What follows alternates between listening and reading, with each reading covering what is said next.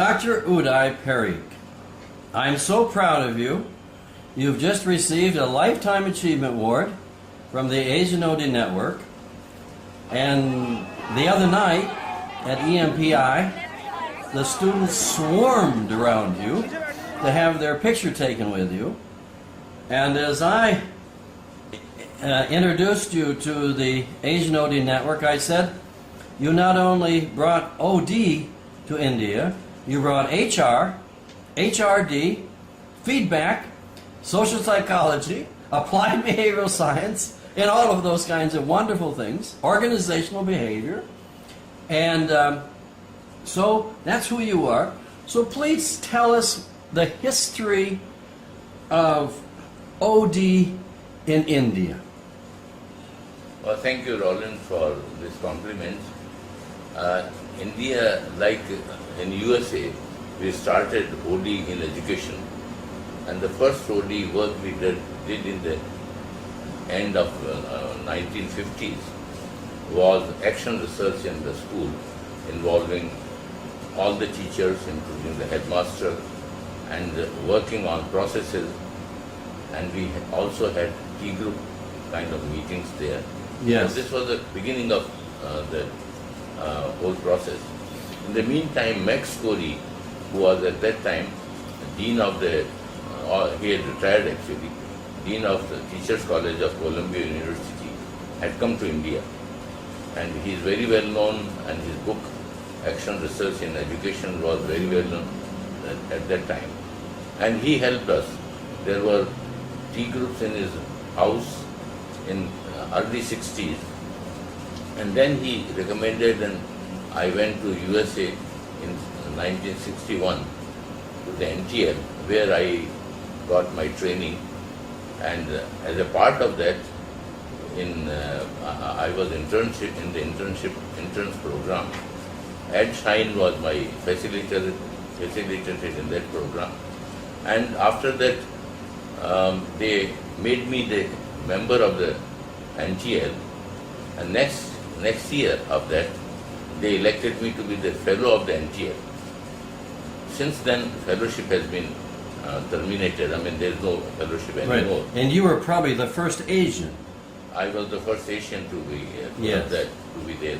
After coming back here, in the meantime, Warren Bennis had come here after McGregor in the Indian Institute of Management, Calcutta, and they started a lot of good work, and he sent people to MIT for further training, and then to the NTL.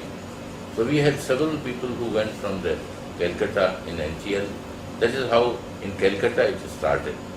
In the meantime, while we were working in Delhi in late 50s and early 60s, in Mysore, Rolf Linton was working there. He was from the Tavistock tradition, trained in London, and he was running some programs. So I think this is simultaneous development of a few branches of OD kind of work. And after that we had large scale OD work, especially in the public sector. And the credit of that goes to my late friend Nitish J, who did lot of good OD work in most of the major industries, including the government and several government systems. I think this is what the origin is of OD. Now it has of course taken diverse ways of being done here in India. Good. So what do you see the future for OD in India? I think OD has, seems to me, bright future. Now there's interest in OD has rekindled. So we today have different forms of OD coming up. For example, the major differences which I see and major developments I see, number one, there is much more emphasis on positive dimensions. More talking about the strengths and working on the strengths rather than talking of diagnosis and so on. Yes. The second thing which I see is very important, that instead of talking of the past, like diagnosis and so on, we are talking of the future. So plan from the future So the present must be shaped by future, not by the past. Yes. I think this is the second trend which I see in India. The third trend, which is important in my opinion, which I think is very important for the future in India, is that we must have OD in social sector also, not only in the corporate sector. And I think this is where probably we have some developments, including in EMPI, where they are focusing not only on the private and corporate sector, but also on the development sector. So I see this as very important. I think I see that as we have learnt more from positive tradition today from America, especially the positive psychology and positive scholarship movement. Similarly, in England, there is a critical psychology movement. So focusing on linking psychology and OD work with the society rather than only confining it to the organization. Yes. So this I see as the future. So now I'm going to put you on the spot. I bet you wonder what I'm going to ask, right? Yeah. And I know you're a humble human being, and you're one of the most genuine and authentic human Well, beings thank I you know. for that. But what has been your unique contribution to the OD world, especially in Asia? Well, if I may, difficult for me to say on my own work, but if I may say, one is that I have contributed to the some new concepts in OD. My other friends have also done that, bringing more Indian culture, understanding of the Indian culture and linking it with the OD work to some extent. The second thing is the large number of students who have worked with me and who are as competent, more competent than what I am. I think I am very proud of them. So I think spreading OD with the help of the students who have worked with me is another. A third is some researches I have done, which I think has been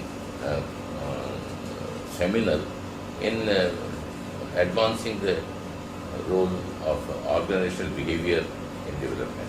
Yes. How has OD influenced your life personally? How has it changed you? What has it given you? Oh yeah, I think that's a good question. I think it has changed my life a great deal. I'm torn between two ideologies. One ideology is the Marxist ideology, where change requires basic change in the society. The second ideology is the Lewinian ideology, where you have to develop processes in the organizations and the society.